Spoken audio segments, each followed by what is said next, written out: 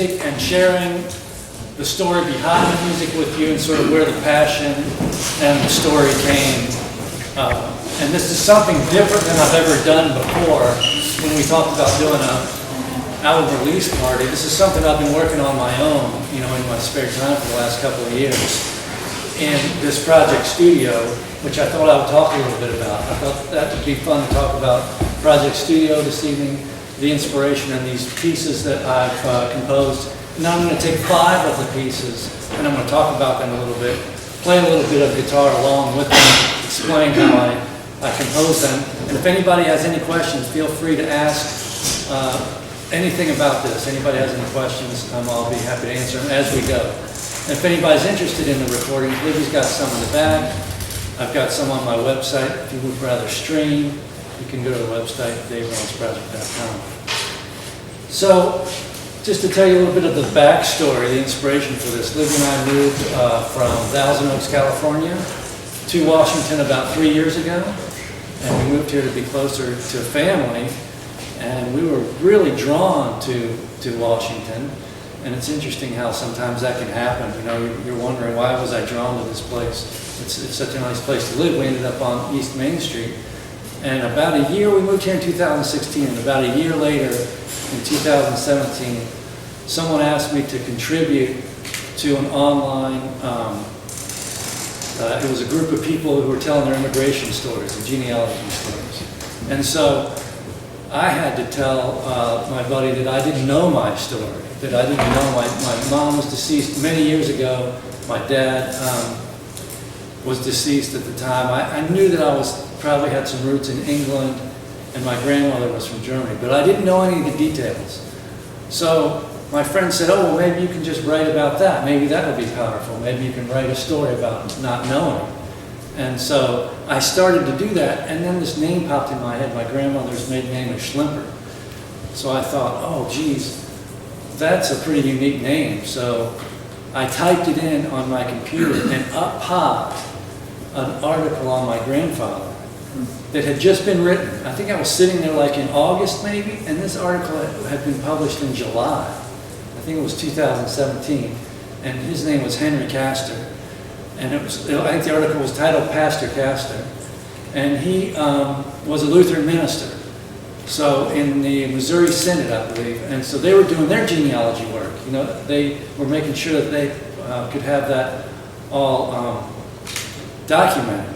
So, you know, lo and behold, there I'm looking at this article, and then Libby my wife starts doing in-depth genealogy and finds out that our ancestors have been, and her family as well, have been coming here for hundreds of years to this part of North Carolina. Wow. Yeah, it was really incredible. And my ancestors go back to Bern, Switzerland, and they came over and settled New Bern, North Carolina.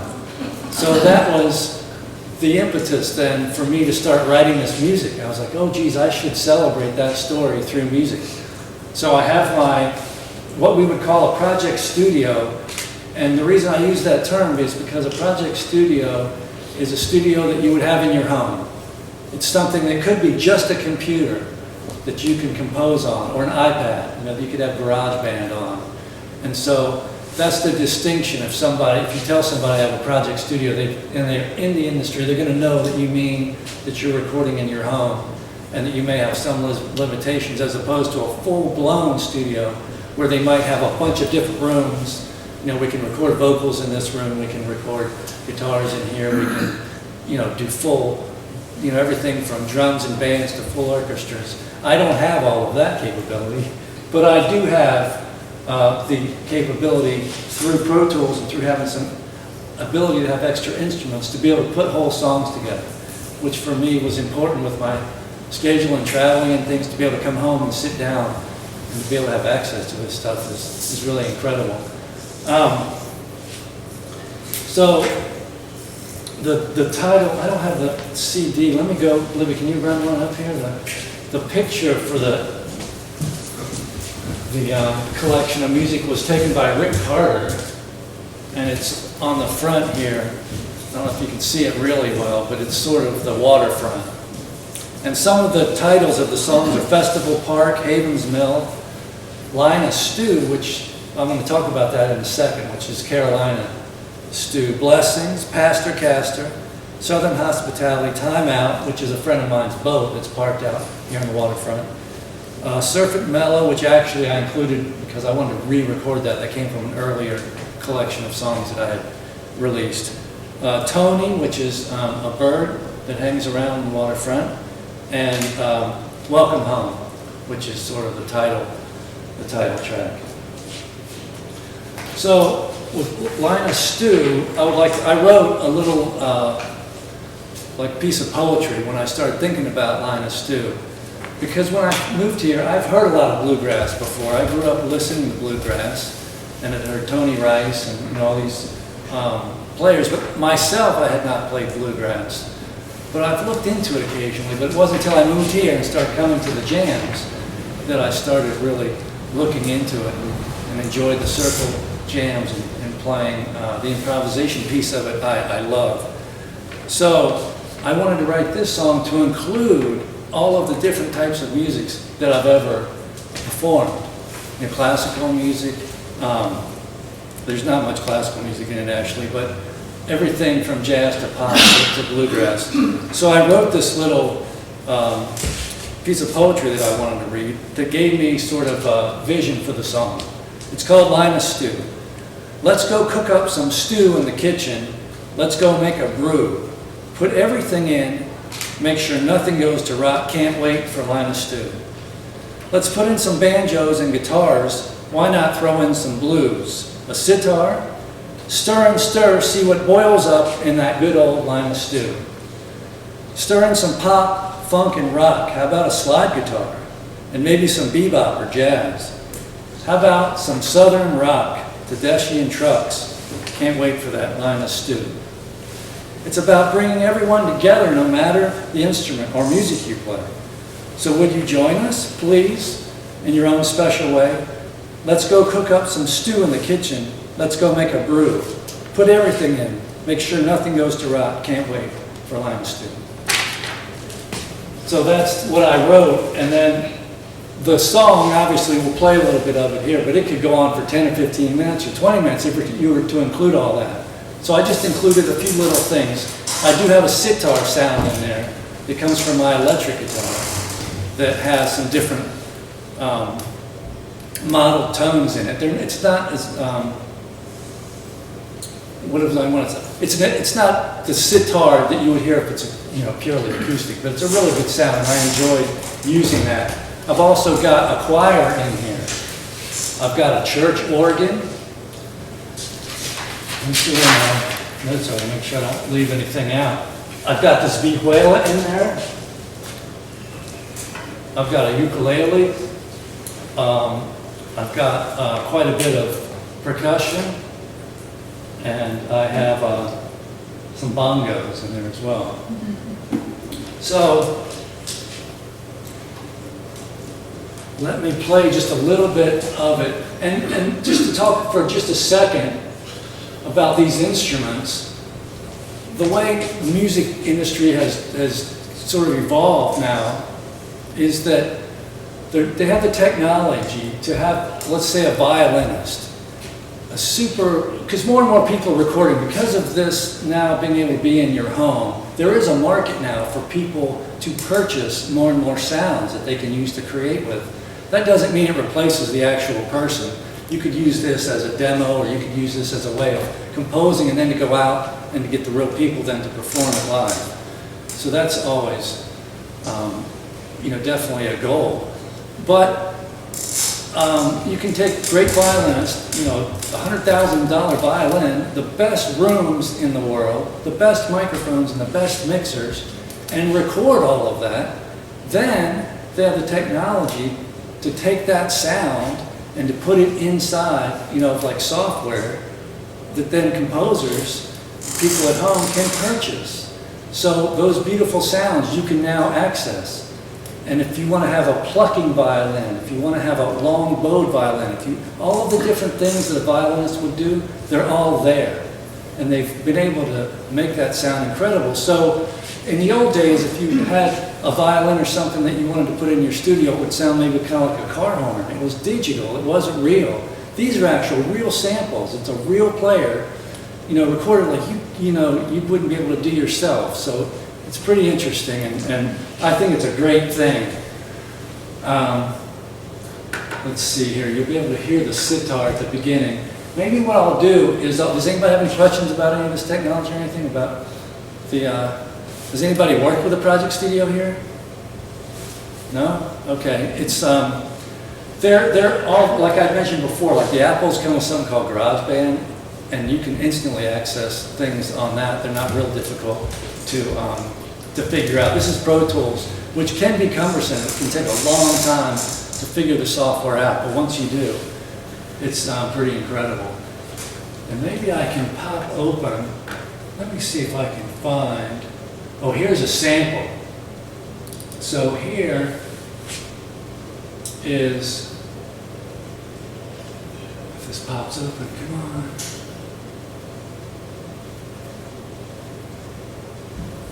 That didn't, I want to come up. No. There it is. Let me hit record.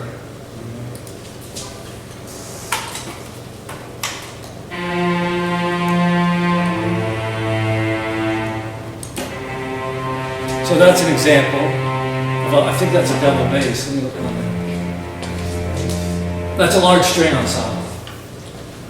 So, and they also will outline where that long string ensemble can be played. There's a keyboard, so it will stop at when the range stops. Because that's another thing in the old days when you were, and I'm talking about old days, I might be talking 15 or 20 years ago, they would have software like this that you could use, but it didn't have any guardrails, it didn't have any description of where that orchestra or instrument may lay. So in other words, you may have an instrument that plays real high, but you don't have the expertise yourself to know that that's where that instrument plays, that's their range, and you may place it somewhere lower, and it may sound funny, or may not mix well with your orchestral setting. So this program will kind of fit those instruments in where they're supposed to go. So as you mix them, they blend wonderfully. So that's an example of something that I could pull up, and it's going to have a whole bunch of different instruments on it. I can pick for those instruments, and I can pick things that are going to bow, long bows and short bows and finger plucks and trills, all kinds of things. And then when you play them in, it still is musical. I mean, this doesn't take away the musical piece. And I made the analogy I was thinking about the other day. If someone were to come to my house and bring a bunch of ingredients to cook with, let's say, and they would say, we want you to cook like a Michelin, star meal, and we're going to bring all the ingredients that this chef who cooks like this uses, and we're going to bring all the kitchen stuff too, and it's all going to be here, and see what you can do with it. I wouldn't be able to do any of it. That'd be horrible. So it's the same thing, even though we have these abilities to now bring in a violin or bring in an oboe or these other sorts of things, you still have the musical creativity to use them. So it's not replacing anything necessarily. Okay, so let me play a little bit of this then. I am going to see if I can grab this instrument when it comes time. Or maybe I'll just talk about it. This piece started out in the key of A, and I used the capo on the guitar.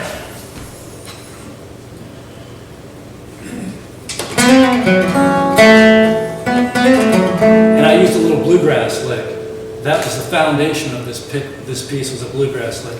You'll hear the sitar come in, and then at some point I play the vihuela. Does anybody remember anything about the vihuela from a couple of years ago when we talked about these? How it's tuned? This is tuned the same way as if you put a capo on the guitar on the 3rd fret, and then you tune the 3rd string up a half step. So if you're going to capo at the 3rd fret, then what kind of chord does that put you in? Sort of in the G, kind of, like the G bar chord, or kind of in that range. So I pivoted in this tune from the key of A to the key of G so that I could use that. Okay, so I think that kind of covers it. So you're going to hear a violin, you're going to hear a choir, you're going to hear the bluegrass guitar, and you're going to hear this vihuela.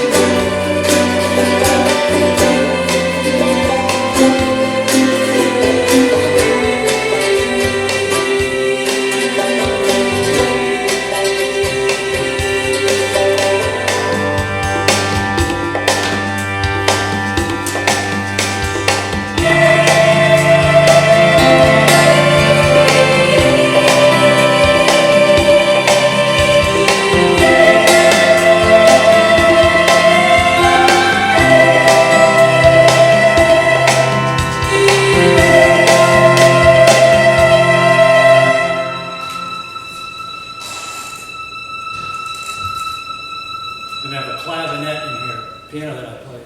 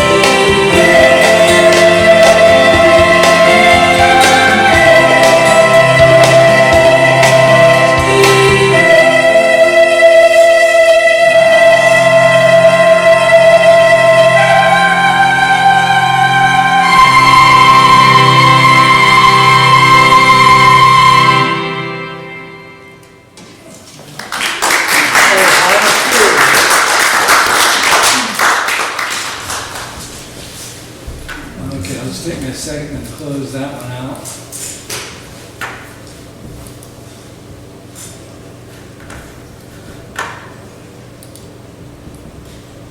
Now earlier you had picked a instrument, and then I gather you to interact with it, use a keyboard, whether it's a violin or... That's what I play from, yeah. Yeah, I have a full-size keyboard. I just brought that as an example, but, and you can also do all of this from that keyboard. And this, by the way, has this color on it. This is like my shortcuts on there. That's why that keyboard has the colors on it.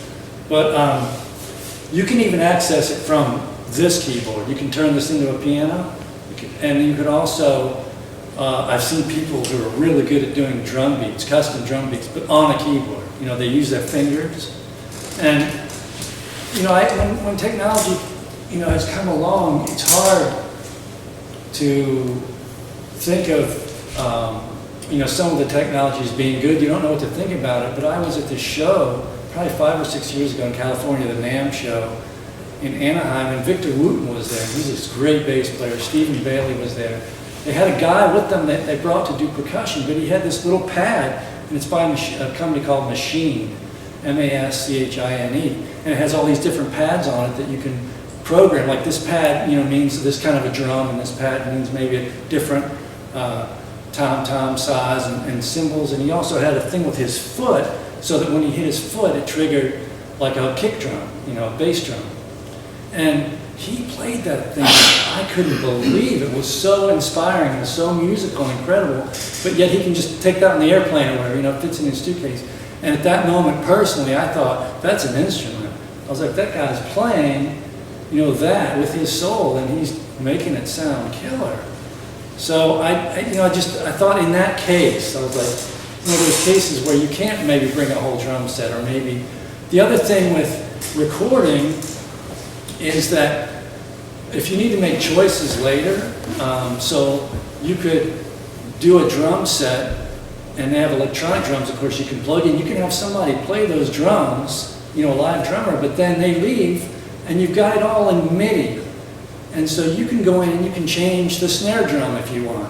You know, you can, and that's part of purchasing. That's part of where the music industry has gone, where there's sales involved in that. People will, you know, studio musicians will be hired to play these drums, and then you can purchase, you know, these different drum sets through the history. You can get historical drum sets, and then you can go in and you can say, oh, this particular song that I'm composing, I really wish we had that snare drum from Abbey Roads or whatever, and you can get it nowadays.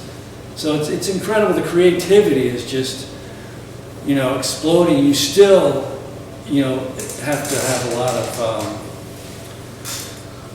you know, a musicality, you know, and thought goes into it, but the tools are there. So there was a quote from Ringo Starr when some of this stuff started to come in. He said to the reporter, when I play my guitar, it sounds like a piano. And the reporter says, well, why don't you just play the piano? He says, because when I play the piano, it sounds like a guitar. yeah, it is interesting that you can trigger other things, you know, like with the guitar, you can play MIDI, so you can play violin, you know, or different things on your guitar if that's your more comfortable instrument. Now, that's gonna have some issues, because things you can do on the guitar you can't naturally do on another instrument. So those are just discussion points. You're going to have people on both sides of the aisle, and I find that to be perfectly fine. I mean, right now I'm working on a couple of projects where I'm just recording solo classical guitar. That's a whole nother, you know, it's a whole nother life in itself, and it has its own challenges and its own beauty. But I think it's all relevant. Now, do you use loops as well as recording your own instruments? I don't have any loops here, unless you were to consider the drums. I use Superior Drummer. When I import the drums, what they've done now to get away from that is they actually will make these drums now. Like I'd mentioned, they'll record the live session drummer. You know, and they pick these people that everybody knows. When you read, you know, who's playing their drums, you're like, holy smokes. But they're humanized. So if you look at them in the session, if you make it real big, you'll see that they're not right on one. They're not, it's humanized. So where the early part of this, some of the stuff was very robotic. Like somebody would make the drums, but they would be perfect. And so that's not what you want.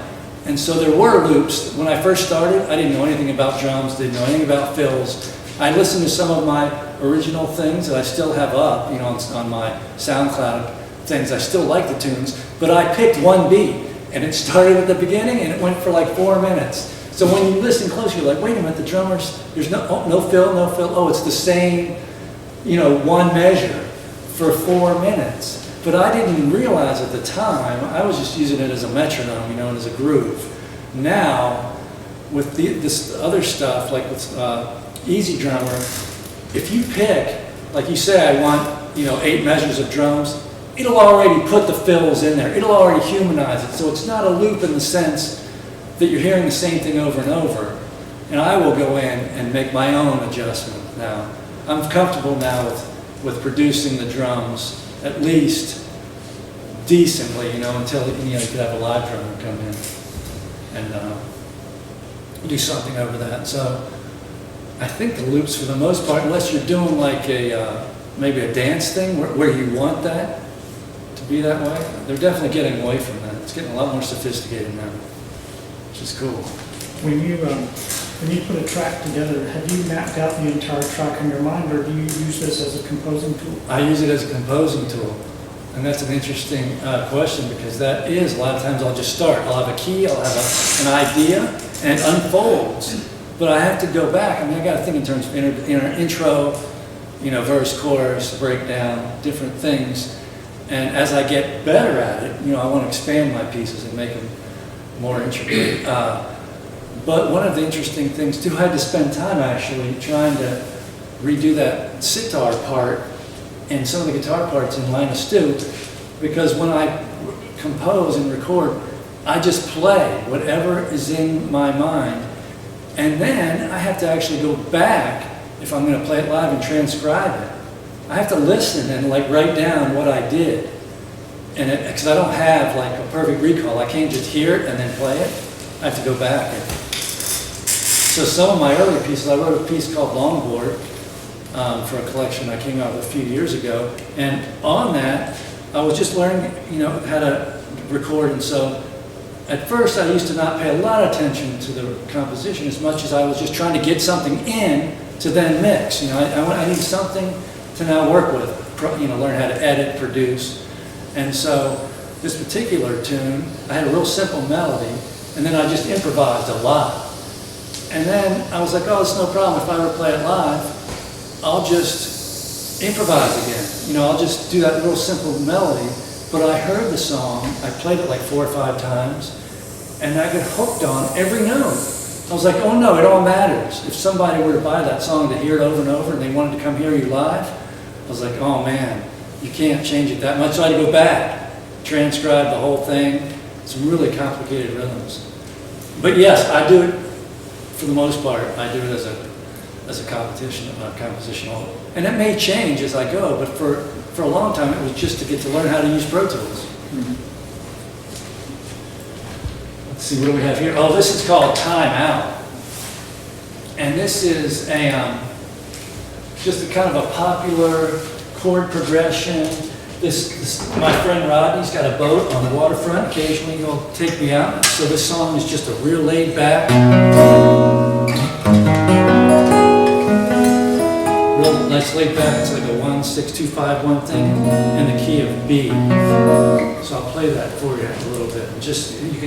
The other thing about this music is it's meant at some point to have, pictures going with it. It's a soundtrack. That's what when I composed it, it was more music that you would be able to listen to and think of things, or view. At some point I want to put together this along with the pictures of the town that these things represent. So as you listen, you can think about being on a boat on the Pamlico.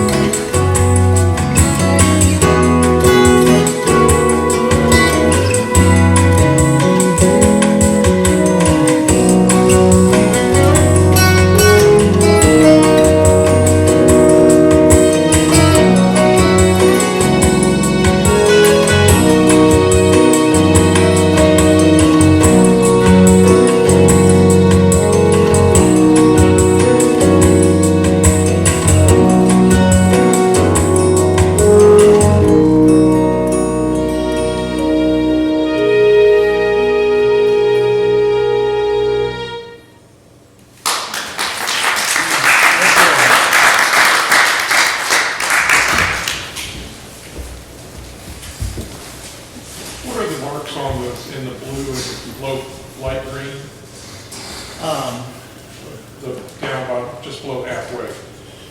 like here?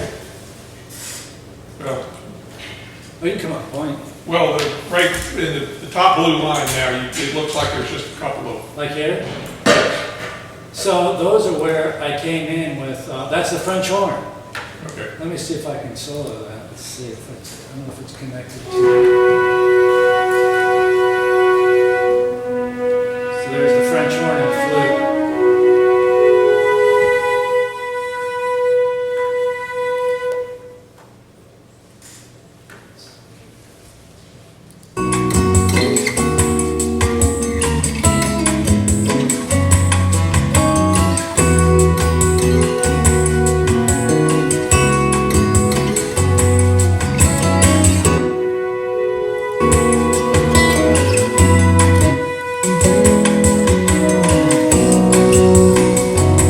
And here's another thing that I need to do.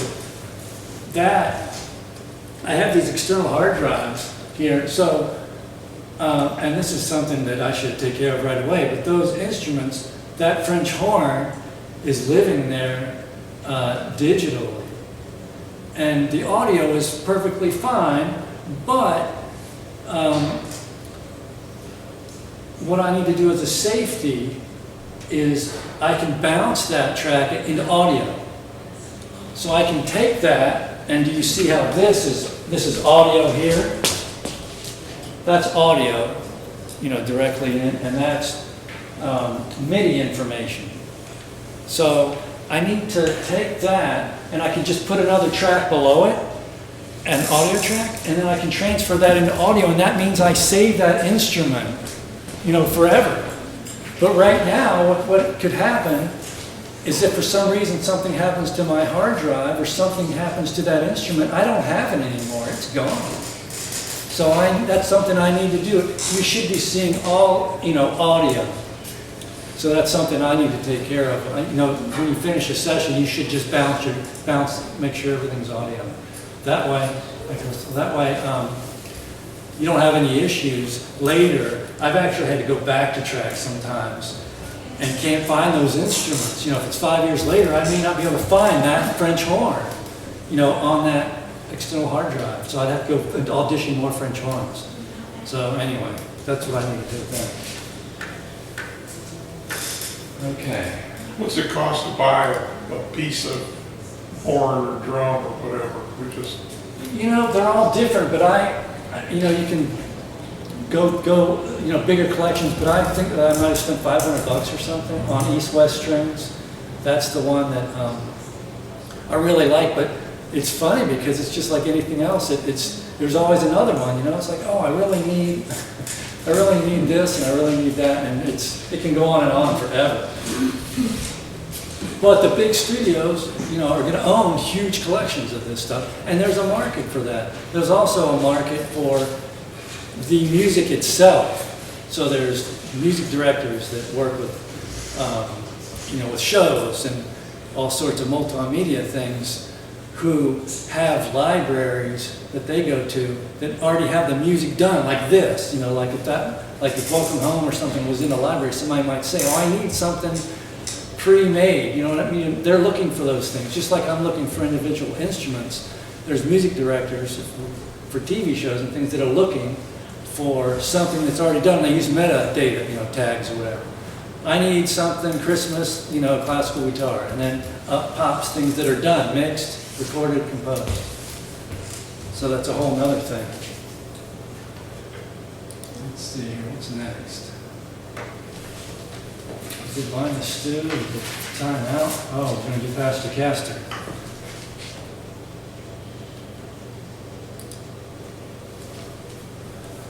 So with this track, I wanted to do, I did meet my grandfather, but he passed away when I was 4, so I don't remember him. And, but when I decided to compose something for him, I hope that's going to go, I decided to do something kind of on the gospel side of things. Something that was lively. So I've never composed anything like that before. So I took a chord progression. I looked into it, did a little research, and did some listening. And I really like gospel music. So I found that you can take a chord progression, like for Time Out, it was like a 1, 6, 2, 5, 1, and what I mean by that is that's just those numbers go along with the chords in a particular key. So if you're in the key of C, C, D, E, F, G, A, B, C. C would be number 1. You know, so if you're in the key of C, you want to go to the 5 chord, you just count up C, D, E, F, G, so it's G. So all these chords are in the key of B flat. So you got B flat, and then you have G minor, then you have C minor, and then you have F, which we've all heard that kind of stuff.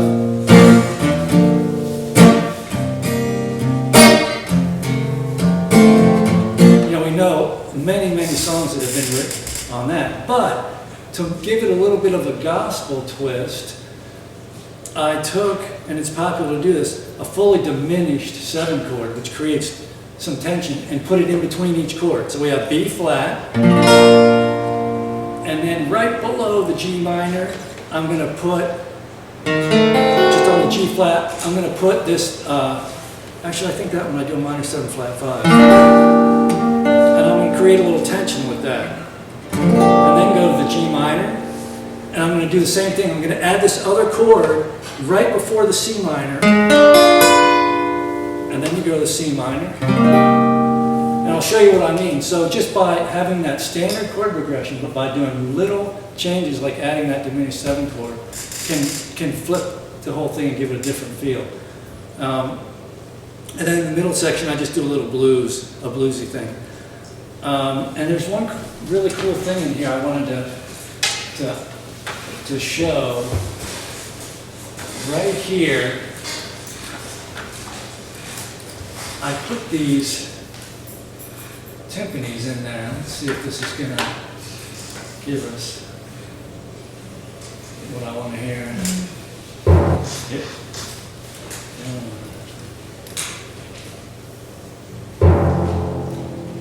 Yeah, so I put these in there. I wanted to add that for a little bit of flavor and sort of the breakdown. So listen for that, for those timpanis to come. Because when I was thinking of soundtrack, I was trying to think of things that you might hear in a soundtrack. You might hear that little timpani thing. You'll hear mostly guitar and bass in here. Okay. So let's give this one a run. So this is Pastor Casper. Oops, I had that one solo. And I couldn't figure out all of this stuff, but I took a course this last spring at Berklee College of Music. I did it online on how to mix. But all of those tracks, each one of these sliders represents, one of those tracks. But then you can go in and you can do different equalization things. You can do panning. Are you going to be right? Are you going to be left? And then you can do volume automation. Are you going to have it high volume or low volume? And some people like hands-on, so you can purchase, they call them slider, like ports, fader ports, physical. You can get like 10 or 12 or however many channels you want to be on your desk so that you can do that by hand. Some people want to not use a mouse on that. They want to use their finger. So that's not too far-fetched to get something like that. All right, let's give this a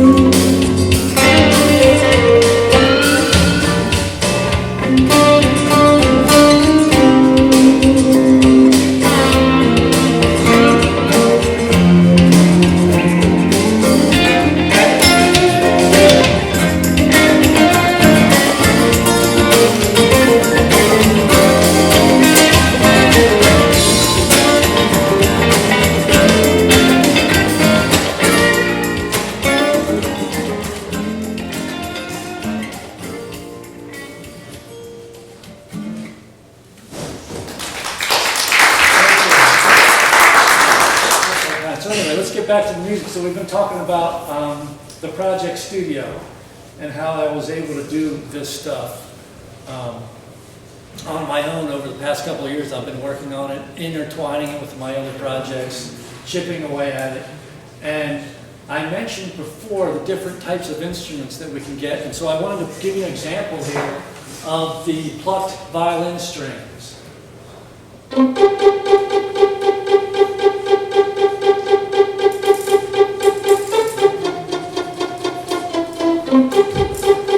So that's an example of, we talked about how you can get different things going on with the violin. You can get the long bow, or you can get staccato, and this is an example of a finger plucking, and it sounds really pretty when it's inside of the track.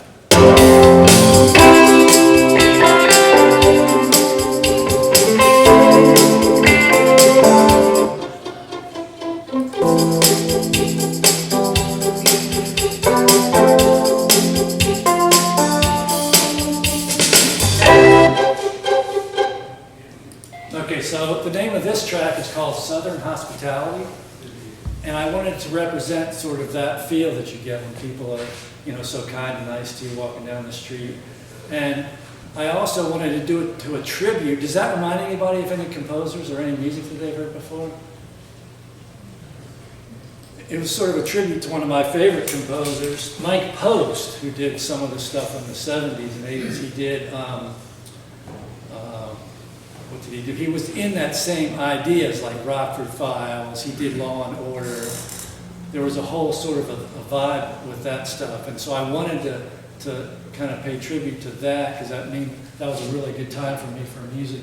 And when guitars were really, really popular in, there was a guy named Rod Cooter, and you had the Rockford Files, all that cool stuff. So anyway, this is a tribute to that. And there isn't, on some of the other songs we talked about chord progressions. This one doesn't have a lot of chord progressions in it. It's kind of in C and in F, but I did it as a way of creating a mood. And so the guitar is very sparse, because if you think about it, over the period of the 2.5 or 3 minutes, things are going to enter in, and then they're going to leave, and they're going to come back. And so it creates a mood as opposed to you know, more in-depth musical composition. So let's give it a listen here. Southern Hospitality.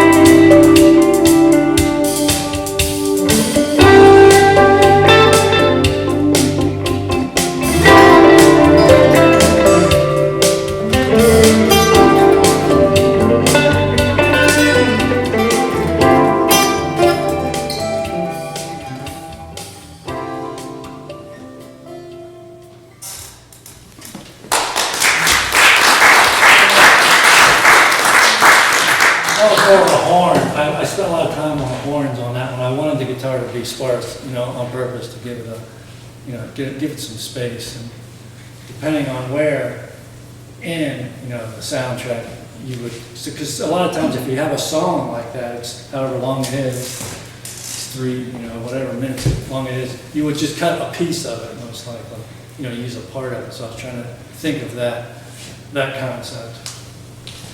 Having different things happening. Okay. Does anybody have any questions on it?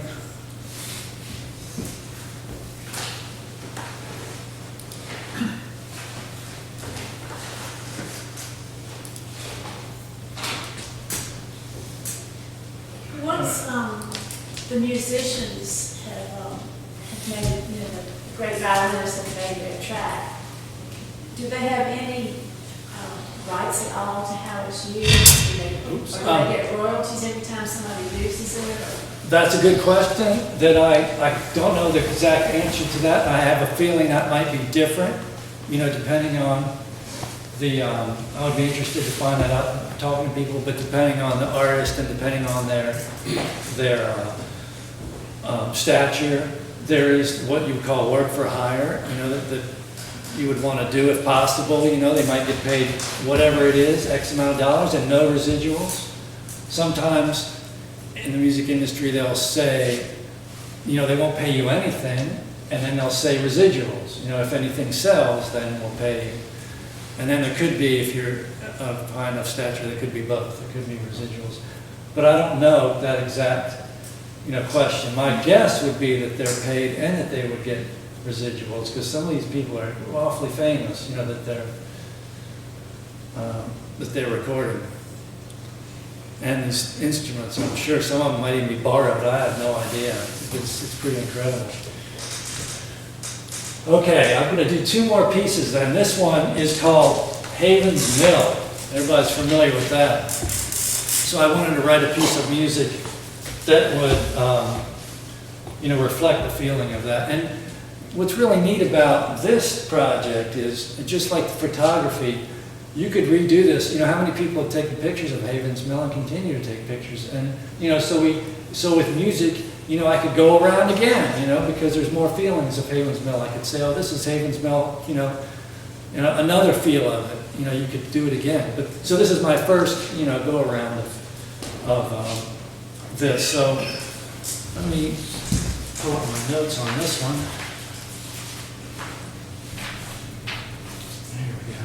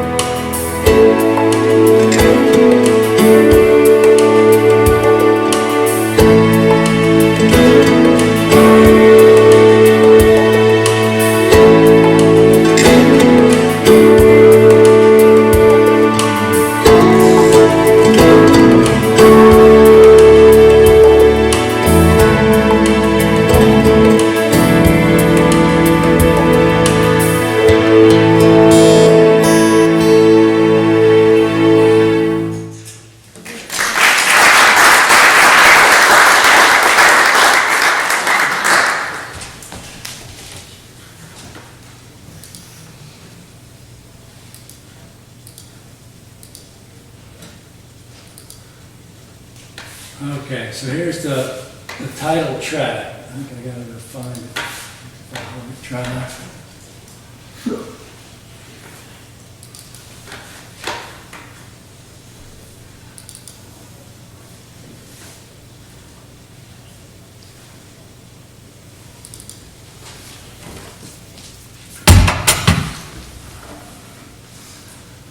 All right, well, thanks for everybody for coming out.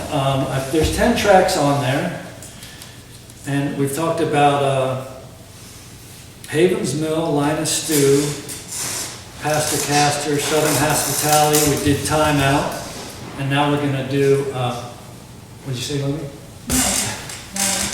Now we're going to do, we're going to end with Welcome Home. Does anybody have any questions? Yes. You mentioned you use Pro Tools. Have you ever used Logic Pro, or how would you compare them? I have used Logic, and I've used Digital Performer. There's a few different ones that I've used, and the people that I work with, and maybe that's how you end up doing it, the friends that I was working with when I really got into this all used Pro Tools. So it was easy for me to get advice from them. You know, if we're all on the same platform, because if I was using Logic, then it might be, let me go ask somebody that uses Logic. So that's really why I did Pro Tools. And I've worked with Logic, but I decided just to focus on one. And also, as far as I know, the files that you bounce out, the WAV files, or the MP3, whatever the other side wants, if somebody wants you to send them a session or bounce something, they all are the same, I think, quality, whether you use Logic or Pro Tools or Digital Performer. I think that, in the end, it's all, sort of what you get used to or what you like. But I do know that an awful lot of people use Pro Tools. So if you use Pro Tools, you're safe, you're good. Like, people are like, okay, good, you use Pro Tools. But do you use any? Yeah. But it's just because my daughter is at Berkeley School and I got a discount on software. So. Yeah, and so that's how you end up with one. And I think working in a couple of different ones, I mean, I know that people do that. So if you're doing that full time, like if 8 hours a day, you're working with, Logic and Pro Tools and all these things, you're going to easily go back and forth between them. But sometimes, like myself, I have other projects and other things I'm working on. So if I have a lapse, like I don't work with Pro Tools for a few months, and when I come back, I need to not be thinking about how many, which one am I in. And they call them DAWs, by the way. DAW stands for Digital Audio Workspace. So, anyway. So, and what year is your son, you said, is it Berkeley? Daughter. Daughter. Actually, yeah. Oh, nice. I have some friends. I attended Berkeley for a few semesters, and I really like it. I go back occasionally. Awesome. To mentor. Okay, so Dave, one more question. yes. Now that you have the CD, how are you marketing it, and what do you intend to do with it? This particular project really was done, as a gift to my friends and to my family, and so we do have it in the back. Libby has some for sale. We're selling them for $10. It was something that I really felt strongly about composing the music. I was inspired to do it, and I also wanted to get much more involved in the mixing, of it. So I learned a lot from that, and then at the end, it was just done to make people happy. And it's on my Spotify now. You might be able to hear it on Pandora. It's I'll have it for sale here, and then maybe around town, and then people can stream it. Have you thought about putting it on any rights managed sites for videographers to pull down? No, I'm not familiar with those. Okay. I'm familiar with some of the music libraries, but I'm not familiar with that. Maybe I can talk to you a little bit. Yeah. So that's always the key. Where do you put the music once it's done? Okay, so Welcome Home was, I had a lot of emotions when I was playing this. When I first composed this, I was thinking about any welcome home. Like you could welcome your kids home, from college.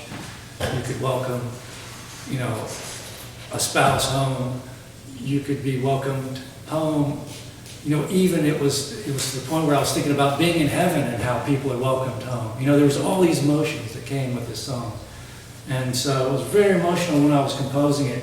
I've got guitar in there. Of course, I've got bass guitar. I love to play bass guitar. I've got chorus in here, a choir in here. That, Is that when you got to heaven? The choir came in when you got to yeah, heaven? exactly. Yeah, it's really powerful. And someday it would be great to do this. I thought about if I ever, got the amazing guitars show off the ground. The Renaissance of the rock, it'd be great to have a lot of players, and at the end to do something like Lion Stew, but with all, acoustic instruments and of course some electric things as well. Okay, so this one I wrote in the key of, it's in D. We need to tune my guitar in here, but I capoed so that I could get get some better bass notes going, and guitar players know about that. When you're working on arrangements for guitar, I'm working on some classical guitar things now, and you have to spend, you can spend 20 minutes, 30 minutes, an hour, 4 hours trying to find the right key to play it in so that you can get notes ringing, you can get sustained notes, so that your fingers, go where they need to go, because the guitar is not like the piano. The guitar shifts. As you go across the strings and as you go up the neck, everything continuously changes. So you have to be aware of that. And make some decisions. You're going to play the C here, or you're going to play it here. There's two different places to play it, but the relationship of the notes around that C have completely changed. And that's something you'd really understand if you try to work with it before. It's going to be crazy. But so this one I decided to do in C, so I could get that going, which is something you can't do in the other key. So anyway, well, thanks everyone for coming, and I'll be around afterwards if anybody has any questions, and Libby will have CDs if anybody's interested. And if you don't have a CD player, you can go to my website, davereynoldsproject.com, and stream it. You can go on and get it from iTunes or whatever, or you can just listen to it on Spotify.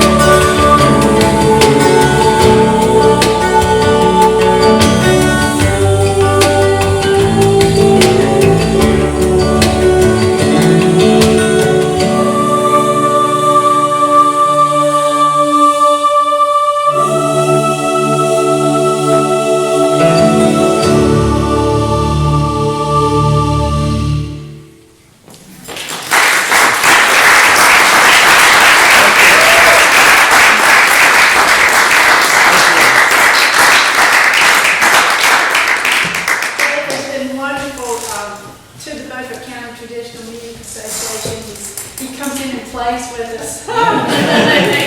And he's done a program on instruments. He's done a workshop a few weeks ago about playing leads, and now he's done this for us tonight and just brought this wonderful music to us. And we certainly do appreciate it. So Well, thank thanks you for so having me. much. Thank you. And thank you all for coming tonight. I hope you enjoyed it. I hope you're inspired to go home and play some wonderful music yourself. Thank you. So have a safe trip home. We'll see you next time. Thank you.